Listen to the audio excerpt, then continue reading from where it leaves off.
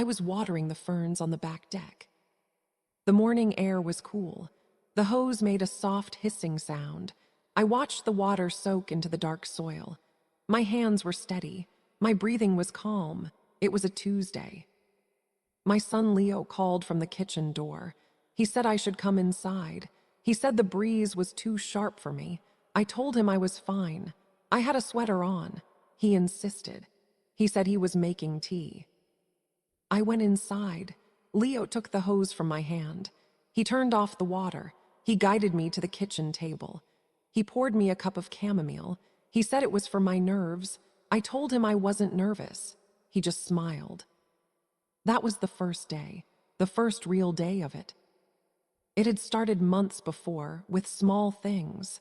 Leo began visiting more often. He lived 40 minutes away. He said he was worried. He said I seemed tired. He said the house was too much for one person. I am 72. I was 72 then. My name is Arthur Finch. I live in the house I built. I lived there with my wife Clara for 43 years. She has been gone for 5 years. I manage. I have always managed. Leo is my only child. He is 45. He runs a small consulting firm. It has had its ups and downs. He never discussed the downs with me, not until that spring. He started coming on Wednesdays. He said it was his slow day. He would bring groceries. He said he was already at the store. He said it was no trouble. He would put everything away. He rearranged my cabinets. He said it was more logical. Then he started handling my mail. He said he was helping me sort it. Bills could be confusing. He set up online payments. He said it was safer than checks. He said fraud was rampant. He needed my passwords to do it. I gave them to him. I rationalized it. He was being helpful. He was a good son. I was lucky. Many of my friends had children who never called. Leo was involved. He was caring. It was a form of care. One Saturday, he came over with his friend Mark. Mark was a contractor. Leo said Mark could give the house a look, just a safety check, nothing major. Mark walked around. He took notes. He frowned at the water heater. He tapped the deck supports. A week later, Leo sat me down. He had a report. Mark had found serious issues. The wiring was outdated. The plumbing was a risk. The foundation had some cracks. It could be dangerous, he said. He looked so concerned. He proposed a solution. He would manage the repairs. He would hire Mark's crew. He would handle the finances. It would be easier for me. He set up a dedicated bank account for the repair fund. I transferred a large sum into it for convenience. The work began. The house was full of noise. Strangers walked through my rooms. They were polite. They were Leo's people. I stayed in the den. Leo brought me meals. He said the kitchen was a hazard. The power had to be shut off. The repairs expanded. What was a list of 10 items became 20, then 30. Mark found more problems as they opened walls. Leo assured me it was necessary. He said he was protecting my investment.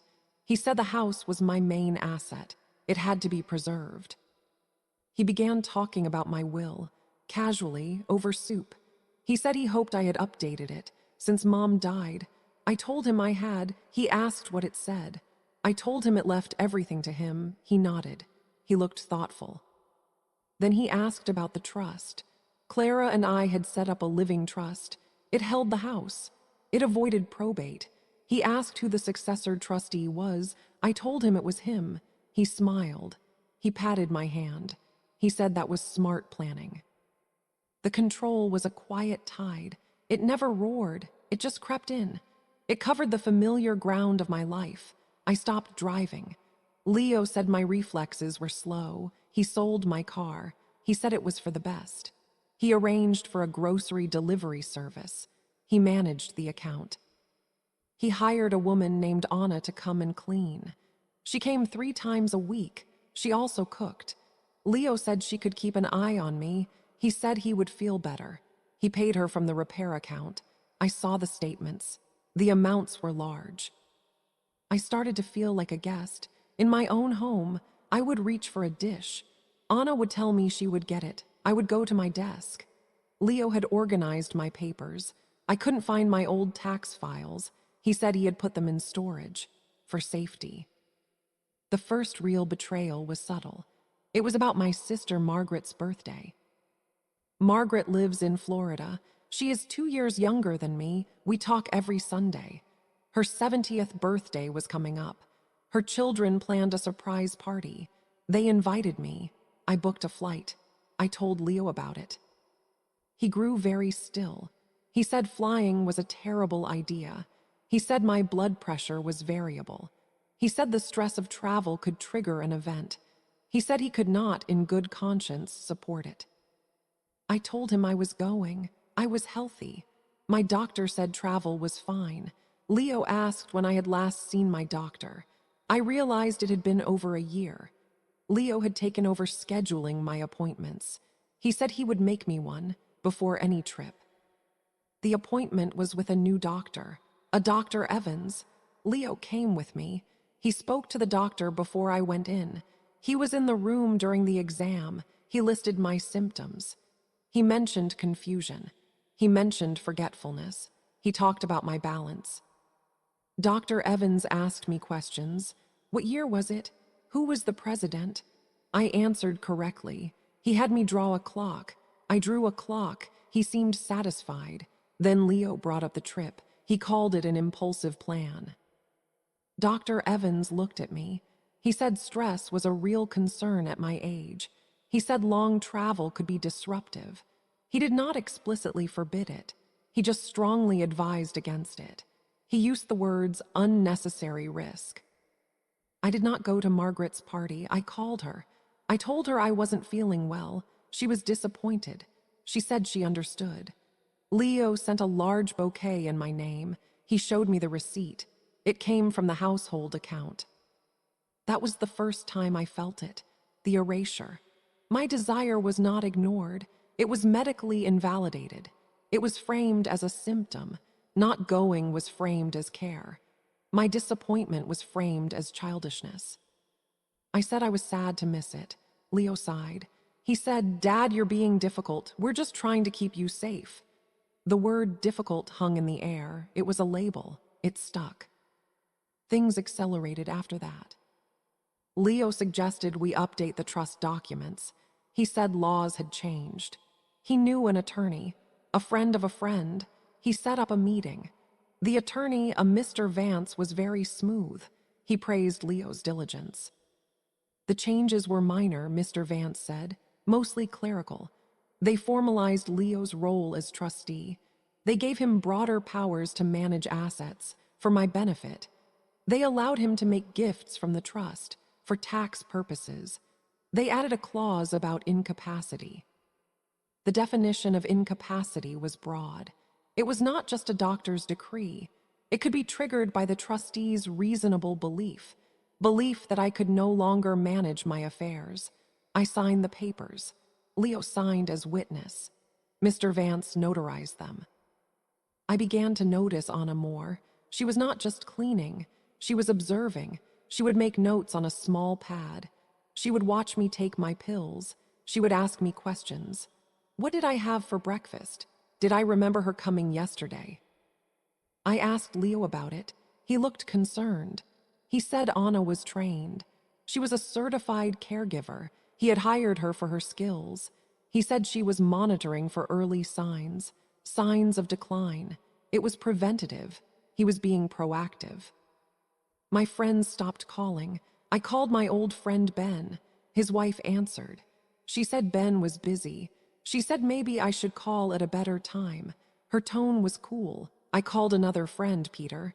He sounded awkward. He said he heard I wasn't myself lately. I realized Leo had spoken to them. He had framed his concern. He had probably told them I was confused, that I might say strange things. He had isolated me, gently, with sympathy. That was the gaslighting. It was not loud. It was a soft, persistent fog. It made me doubt my own reality. Did I misplace that book? Or did I forget I moved it? Was the thermostat changed? Or did I not remember setting it? I found a pill bottle in my bathroom. It was not one I recognized. The label had my name. It said, "Take one daily for mood." I had no prescription for mood. I confronted Leo. He looked at the bottle. He looked sad. He said Dr. Evans had prescribed it for my anxiety. He said I must have forgotten. He said we had discussed it. He said my forgetfulness was the very thing we needed to manage. I had no memory of the discussion, none at all. I stood in my bathroom, holding the bottle. I felt a cold clarity. It was a sudden, silent awakening. This was not care. This was a quiet invasion, a soft, legal takeover. My son was building a case that I was incapable. He was not shouting. He was not stealing. He was documenting. He was creating a paper trail, a trail that led to one conclusion. Arthur Finch was losing his grip. Leo Finch was the devoted son, holding everything together. I did not confront him. Confrontation would be proof of paranoia, proof of instability. It would be a note in Anna's pad. Father exhibited aggressive, unfounded accusations. I became very calm. I became an observer in my own life. I started to document everything, but not on paper. Paper could be found. I used a different method. I had an old email account, one from my teaching days. Leo didn't know about it. I never used it. Every evening, I would go to the public library. I told Leo I was going for walks, for my circulation. He approved of that. At the library, I used a computer. I logged into that old email. I sent myself a message. The message was a log, time, date, observations. Leo mentioned dizziness to Anna. I have not felt dizzy. Received bill from Mark's Construction. Charge for consultation $500. No memory of consultation. Anna asked if I remembered my wife's maiden name. I answered correctly. She made a note. I did not write opinions. I wrote facts. I recorded conversations as best I could remember them. I noted the names of every worker in the house. I noted the amounts on the bank statements I glimpsed. I began to research. Quietly, I read about elder financial abuse. I read about undue influence. I read about capacity assessments. I learned the language. I learned that the difficult label was a common tool. I needed legal advice, but not from Mr. Vance. I needed someone with no connection to Leo. Finding one was hard. I had no car. My finances were monitored. I thought of Margaret, my sister. She was my only ally, but I could not risk calling her from home. The landline was not safe. Leo might have a way to check calls. My cell phone was a simple one. He paid the bill. I waited for my next library visit. I used a payphone outside the library. I called Margaret. I told her I needed her help. I told her not to call me at home. I gave her the email address. I told her to write only there. I told her everything was fine. That was our code. If I said everything was fine, she would know it wasn't. She was silent for a moment. Then she said, "Oh, Arthur." She understood. She said she would find me a lawyer in my state, a specialist. She would email the name. A week later, the name was in my inbox. Evelyn Ross, attorney, focus on elder law and probate litigation. The email included a phone number, a direct line. My next challenge was to see her. I needed an excuse to be out for several hours. I told Leo I wanted to visit Clara's grave. It had been a while. I said I would take a taxi. He objected. He said he would drive me. I insisted. I said I wanted a private moment. I looked sad. I leaned into the role of the grieving, fragile father. He relented. He called the taxi for me. He told the driver the address. He paid the driver in advance. He helped me into the cab. He watched us drive away. I had the driver take me to the cemetery. I walked among the headstones for 15 minutes. Then I walked out the back gate. I had called another cab from a cemetery phone. It took me to Evelyn Ross's office. Her office was plain, modern. She was a woman in her 50s, sharp eyes, a calm demeanor. She did not treat me like a confused old man. She shook my hand firmly. She listened. I told my story, in facts, in chronology. I showed her my email logs, printed at the library. She read them. She asked precise questions about the trust amendments, about the bank account, about Dr. Evans, about Anna's notes. When I finished, she sat back. She said, "This is a classic pattern, Mr. Finch. It's called granny snatching in crude terms, but it's rarely this methodical. Your son is building a guardianship case." She explained the process. He would need to petition the court. He would present evidence of my incapacity, Anna's notes, Dr. Evans's vague concerns, the testimony of friends he had primed. He would ask to be appointed my guardian, of my person and my estate. If granted, he would have total control over where I lived, over my medical care, over all my money. He could sell the house. He could place me in a facility, all legally. The trust amendments were a first step, she said. They give him authority now, but a full guardianship would make it absolute and very hard to reverse. I asked what I could do. She said we had to act first. We had to petition the court ourselves for a different purpose. We would file for a judicial review of the trust. We would allege undue influence. We would request a neutral capacity assessment. It was a preemptive strike. It would bring everything into the open. It would force the court to look at the evidence before Leo could file his own petition. It will be stressful, she warned. He will react. He will likely escalate. He will accuse you of being manipulated. By me, by Margaret. He will say you are not in your right mind. I told her I was prepared. I was more prepared than I had ever been. My mind was clear. It was clearer than it had been in months. She agreed to take the case. Her fee was substantial. I had access to one account Leo did not control, a small savings account from my teaching pension. It was in my name only. I had never rolled it over. I gave her a retainer from it. We began the work. It was all paperwork. It was quiet and procedural. Evelyn drafted a petition. It was dense with legal language. It requested the court to appoint a temporary neutral trustee, to suspend Leo's powers under the trust, to order a forensic accounting of the repair fund, to order a medical evaluation by a court-appointed geriatrician.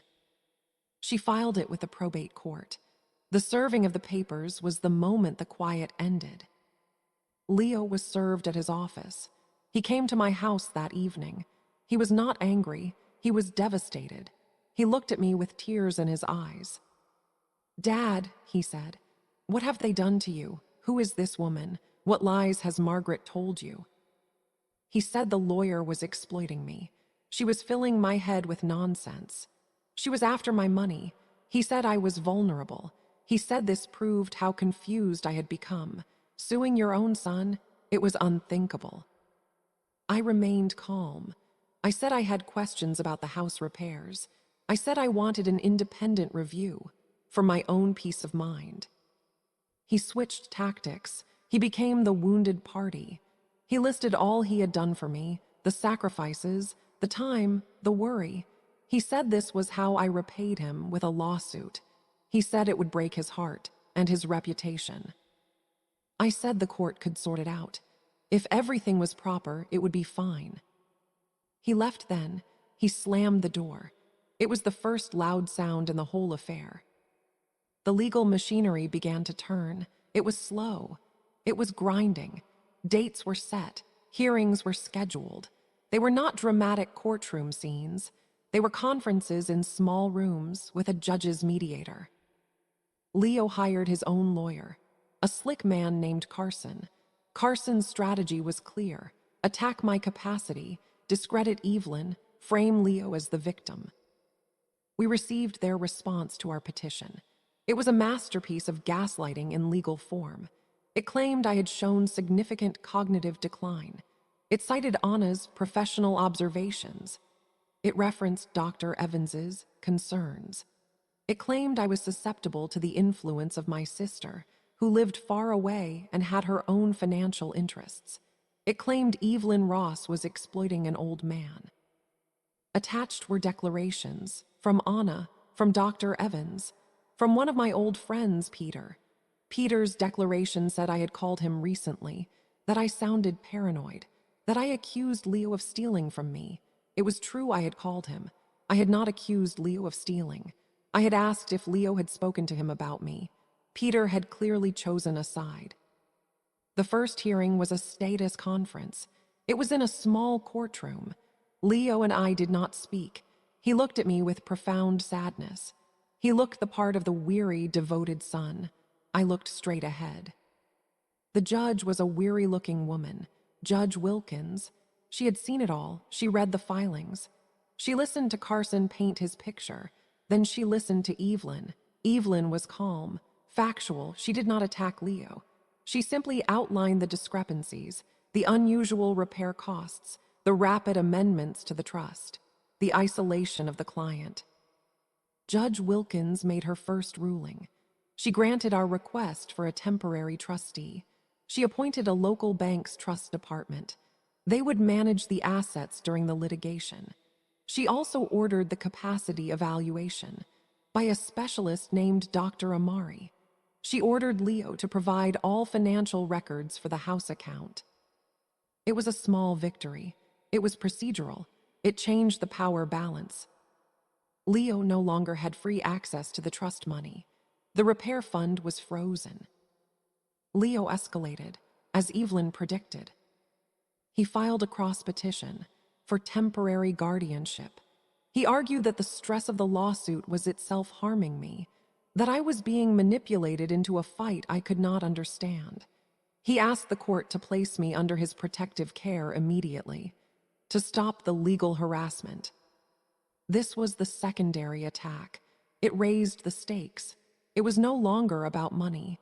It was about my freedom, my right to make my own decisions. The hearing for the temporary guardianship was set. It would be the first real evidentiary hearing. Both sides would present their case. The judge would decide if I needed a guardian before the full trial. Evelyn prepared me. She said Dr. Amari's evaluation was critical. It would carry great weight. We met with Dr. Amari in her office. She was a neurologist. She spent 3 hours with me. She did cognitive tests. She interviewed me about my life.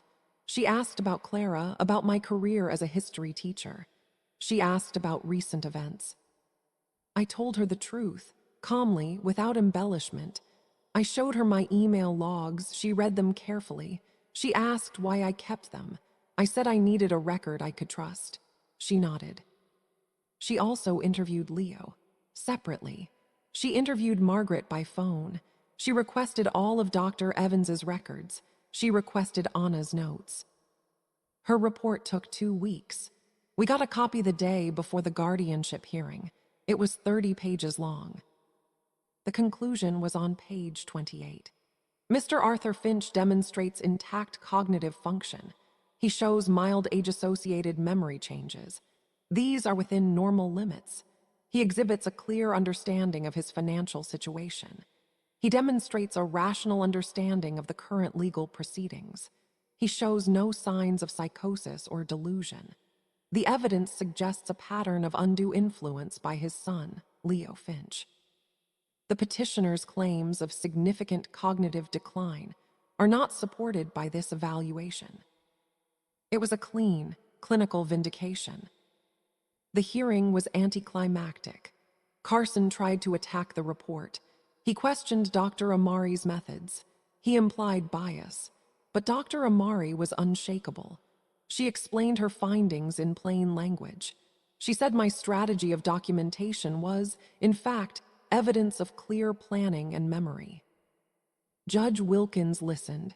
She asked Leo direct questions about the repair costs, about why he sold my car, about his conversations with my friends. He faltered. He spoke in circles. He talked about his concern, his love, but the facts were slippery in his hands. The judge denied his petition for temporary guardianship. She said the evidence did not support a finding of incapacity. She allowed the temporary trustee to remain in place. She set a trial date for the full trust review. She also ordered Leo to repay the trust for the caregiver services of Anna, since they were, in the judge's words, of a surveillance nature, not a medical necessity. We left the courtroom. Leo rushed out ahead of us. He did not look back. The victory was not sweet. It was quiet. It was a resumption of correctness. It felt hollow. The forensic accounting was the next phase. It was even more tedious. The bank's trust officer, a meticulous man named Mr. Davies, went through every transaction. The repair fund was a mess. Mark's invoices were inflated. Many charges were vague. Labor and materials for sums that made no sense.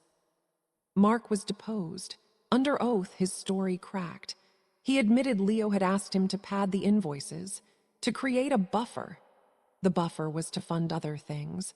Anna's salary, the new furniture Leo had bought for his own home, the luxury family vacation he had taken last summer.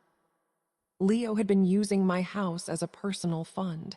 He had been slowly draining my equity to prop up his struggling business, to fund his lifestyle. The trust amendments were meant to make it permanent, to give him legal cover. Faced with the deposition, Mark cut a deal. He agreed to testify against Leo, in exchange for not being sued for fraud. Leo's lawyer, Carson, saw the writing on the wall. He advised Leo to settle. The settlement conference was the final act. It was not in a courtroom. It was in a bland conference room. Leo was there with Carson. I was there with Evelyn. Mr. Davies was there. The mediator was there. Leo looked diminished. The performance of concern was gone. He looked tired and resentful. The terms were laid out. Leo would resign as successor trustee, permanently. He would be removed from all my legal and financial documents. He would repay the trust for all misappropriated funds. The amount was substantial. It included the inflated repair costs, Anna's salary, the proceeds from my car, even the flowers for Margaret. He would sign a non-disparagement agreement. He would not contact my friends or doctors again. He would not contest a new will, which would disinherit him. In return, I would not press criminal charges for fraud. I would not sue him civilly for emotional distress. The court would enter a permanent injunction barring him from seeking guardianship. He had no choice. He signed. His signature was a ragged scrawl. We left the room. In the hallway, he finally spoke to me, directly, without his lawyer. "This is what you wanted?" he asked. His voice was low. "To be alone, to have no one." I looked at him, my son. I saw the boy he was. I saw the man he became. A man who saw me not as a father, but as an asset, a problem to be managed, a resource to be liquidated. "I am not alone," I said. "I have myself back." He turned and walked away. I have not seen him since. That was the resolution. It was legal. It was procedural. It was fact-based. There was no shouting, no dramatic revelation in a packed courtroom, just signatures on documents in a quiet room. The aftermath was long, and it was not about celebration.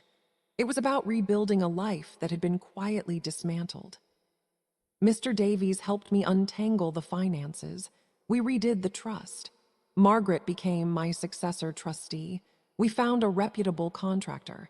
He fixed what actually needed fixing in the house, for a fair price. I fired Anna. I hired a cleaning service that just cleans. I found a new doctor, a good one. I reconnected with Ben cautiously. I told him the truth. He was appalled. He said Peter had been fed a story by Leo. Peter felt ashamed. He called to apologize. I accepted it, but the friendship is different now. It has a crack. The house is quiet again. It is my own. I water the ferns. I make my own tea. I drive a modest used car. I bought it myself. The emotional processing is the slowest part. The betrayal is not a sharp wound. It is a deep, chronic ache. It is the loss of a story. The story of a son who loves his father. That story is gone. It has been replaced by a colder, truer one. I do not hate Leo. Hate would require an energy I do not have. I feel a profound disappointment, a sadness that sits in the bones. I miss the idea of him, the idea I had for 45 years. I think about the quiet control, the language of care, the manipulation disguised as help. It is a subtle violence. It leaves no bruises. It only empties you out. It makes you doubt your own mind, your own right to exist in your own life. The justice was dignified. It was the justice of law, of evidence, of calm, persistent truth-telling. It restored what was mine. It could not restore what was broken between us. That is gone forever. Sometimes I sit in the evening, in the den Clara loved. I look at the chair where Leo used to sit, when he would visit, before it all began. I think about that first day, with the hose, the sharp breeze, the cup of tea I did not want. He was already laying the groundwork then. The first brick in the wall he was building around me, a wall made of concern, and paperwork, and gentle, smiling control. I am safe now. My home is mine. My mind is my own. The law saw the truth. It acted. That has to be enough. But in the deepest quiet, when the house is utterly still, one question remains. It is not a loud question. It is a whisper. It haunts me. How long was he planning it? The final paperwork arrived in a thick, legal-sized envelope. It was from Evelyn Ross's office. It contained the court's final order. The order approved the settlement. It made everything permanent. I read it at my kitchen table. The morning light was the same as always.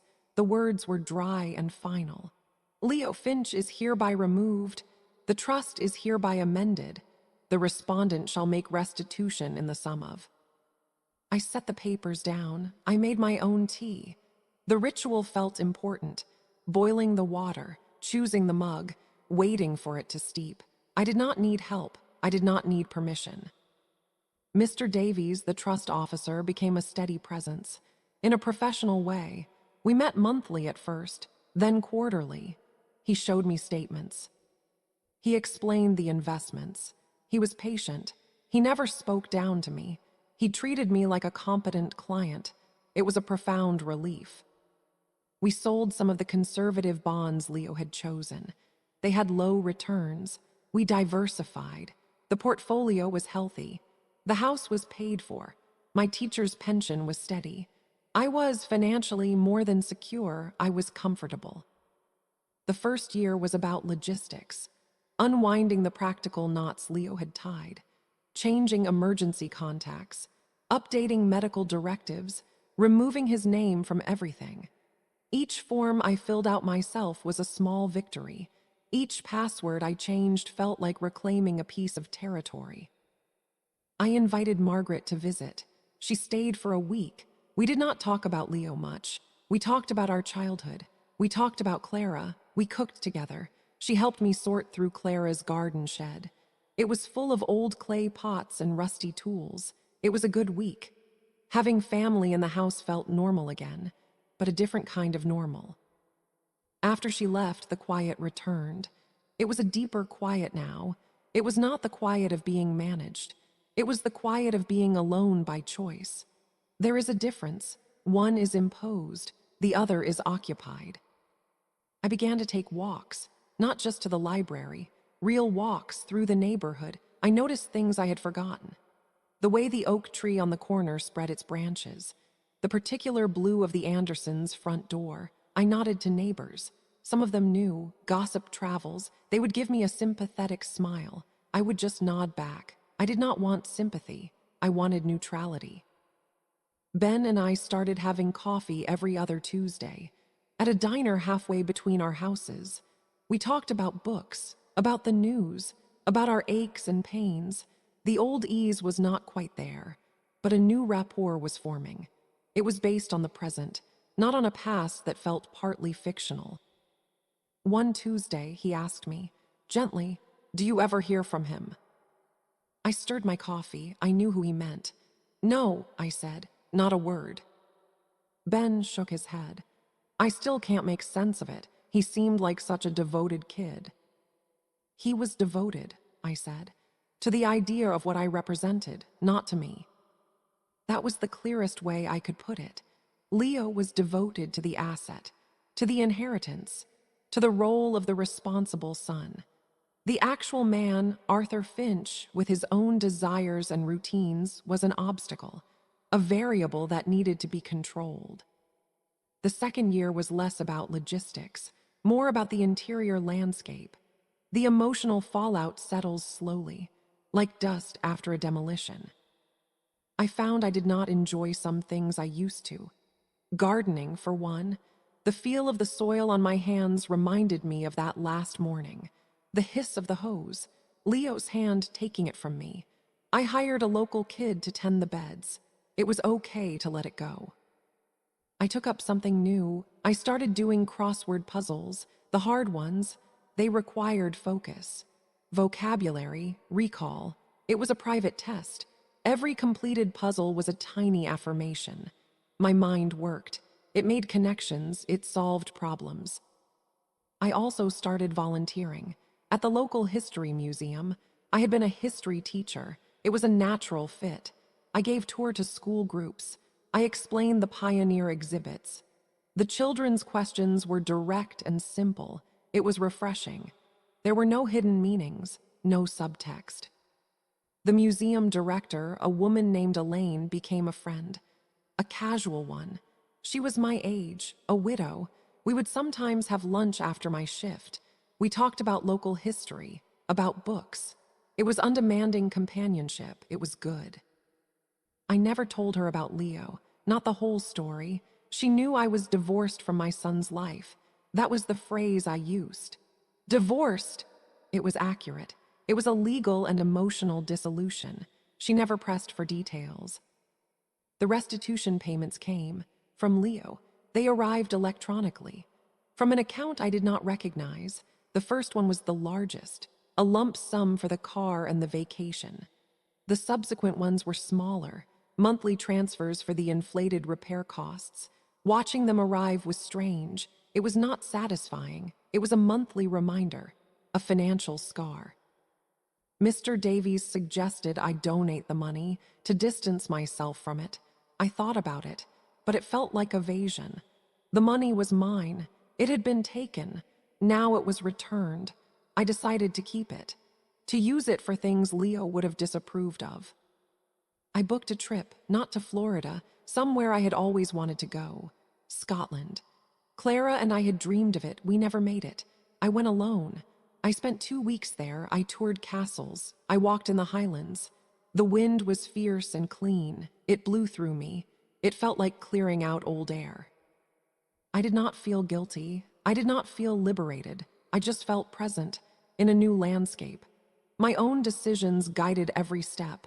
Where to eat, when to stop, which road to take. The autonomy was the point, not the scenery. When I returned, there was a letter. It was not from Leo. It was from Carson, his lawyer. It was formal. It stated that Leo was fulfilling his payment schedule. It also stated that Leo was relocating for business. He was moving out of state. The letter provided a forwarding address for any necessary legal correspondence. That was all. I read it twice. Then I filed it in the cabinet where I kept all the legal documents. The Leo file. It was a thick folder now.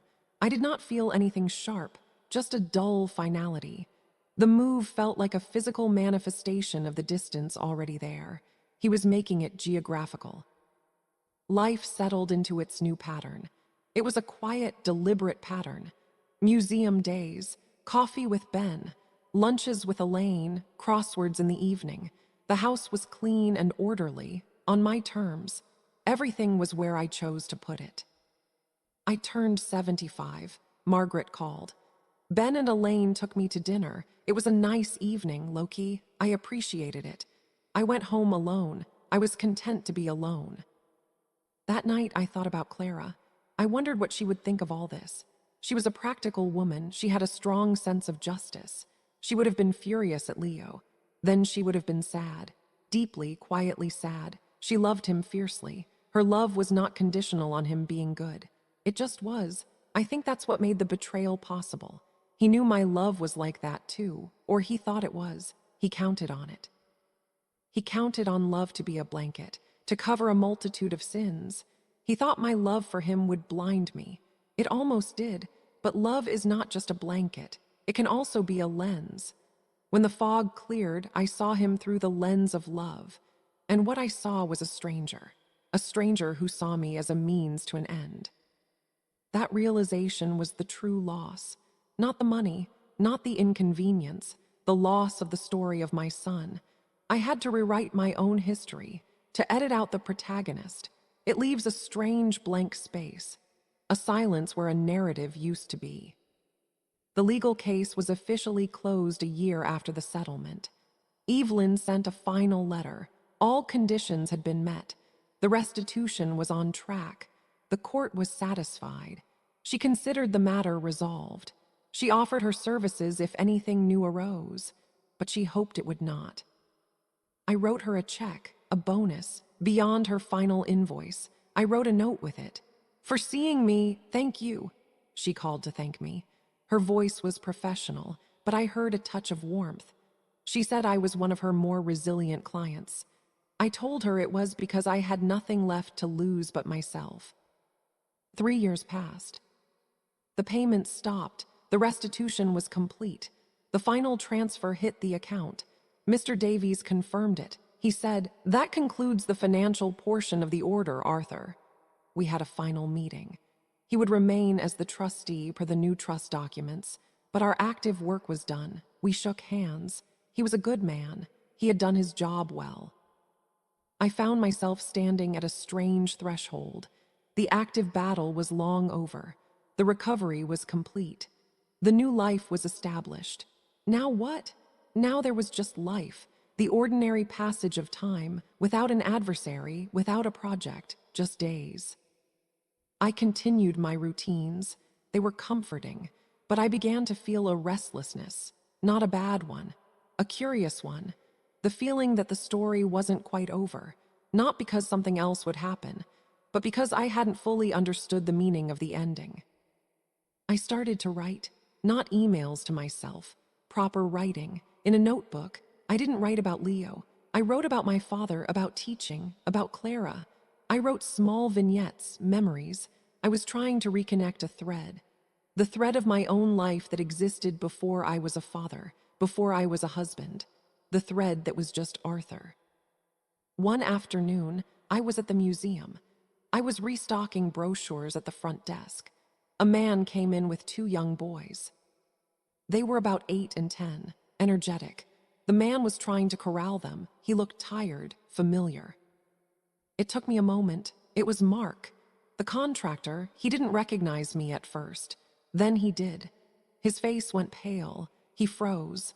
The boys ran toward the Pioneer wagon exhibit. "Mr. Finch," he said. His voice was tight. "Mark," I said. I nodded. I didn't know you worked here." "I volunteer," I said. He looked at the floor, then back at his boys. "Look, I want to say I'm sorry for my part in it. It was wrong. I had my own debts. Leo made it sound not so bad. He said you had more than you needed. He said it was just family helping family." I listened. I didn't speak. "I lost my business anyway," he said, a bitter laugh. "The notoriety, word gets around. I'm in sales now. It's fine." He looked at me. His eyes were pleading for something. Absolution, maybe, or just an end to the discomfort. "Your boys seem lively," I said. He blinked. "Yeah, they are a handful. The wagon exhibit is good for that age. They can climb on the replica, safely." He stared at me. He was waiting for the anger, the recrimination. I had none for him. He was a tool, a weak one. His punishment had already happened. The loss of his business. The shame he clearly carried. "Thank you," he said awkwardly. He hurried after his sons. I went back to stacking brochures. My hands were steady. I felt nothing for Mark. Not pity, not forgiveness, just nothing. He was a minor character. He had exited the story. Seeing him was just a reminder that the story had been real. It was not a bad dream. It happened in the world where men take their sons to museums on a Saturday. That encounter stirred something, not about Mark, about Leo, about the question I never let myself ask directly. Why? Not the financial why. I understood that. His business was failing. He saw a solution, a quiet, available solution, me. But there was a deeper why. Why did he choose this method? The slow, gaslighting takeover. Why not just ask for a loan? Why not just explain his troubles? I would have helped him. I had helped him before. I realized the method was the point. Asking would have made him a supplicant, a son in need. It would have acknowledged my power, my autonomy, my ability to say no. He could not bear that. He needed to be in control, not just of the money, of the narrative. He needed to be the capable one, the savior, while secretly being the thief. It was about his ego, his shame, his inability to be vulnerable, to fail in front of his father. So he constructed an elaborate fiction where he was the strong one, and I was the weak one he had to manage. It was a monstrous inversion. Understanding that brought no peace. It just brought clarity, a cold, sad clarity. His love for me was not stronger than his shame. His need to appear successful was the core of him. It trumped everything else. Another year turned. I was 77. My health remained good. My mind remained clear. I had a minor surgery, a cataract procedure. Margaret flew up to help for a few days. I hired a nurse for the first week. It was all manageable. I followed the doctor's instructions. I healed. I thought about the capacity evaluation often. Dr. Amari's report. It was my shield. It was based on science, on observation. It was the truth that defeated the manufactured reality. I was grateful for the law in that moment, for its slow, evidence-based machinery. It is flawed, but it can be a tool for truth if you have the patience and the right guide. One evening, Elaine asked me to dinner at her home.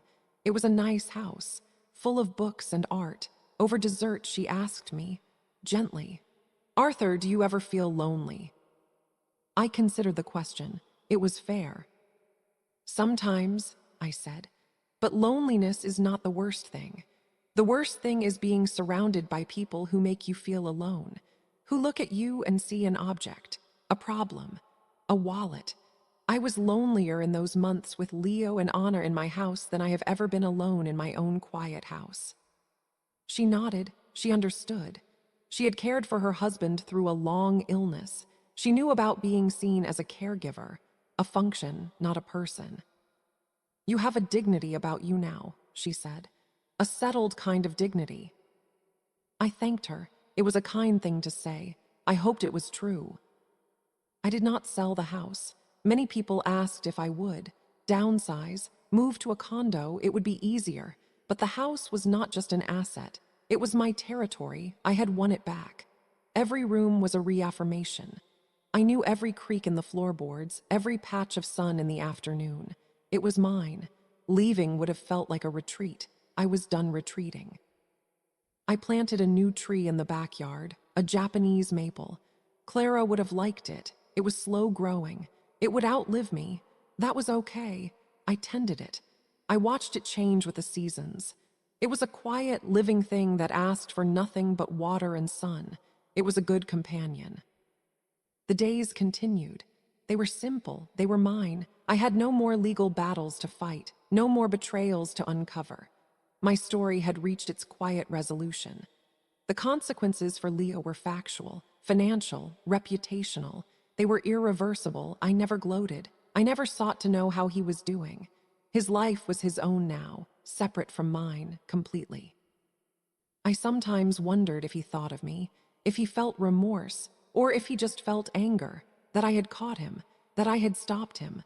I suspect it was the latter.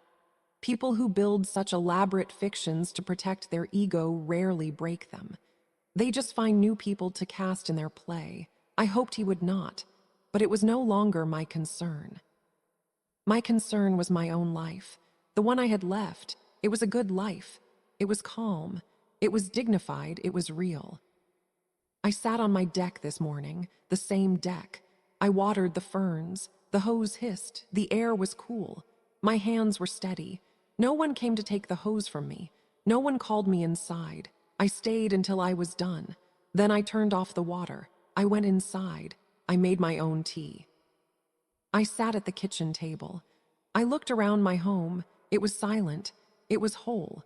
The justice had been quiet. It had been procedural. It had been enough. The story is over. The danger has passed. The balance has been restored. I am here. I am myself.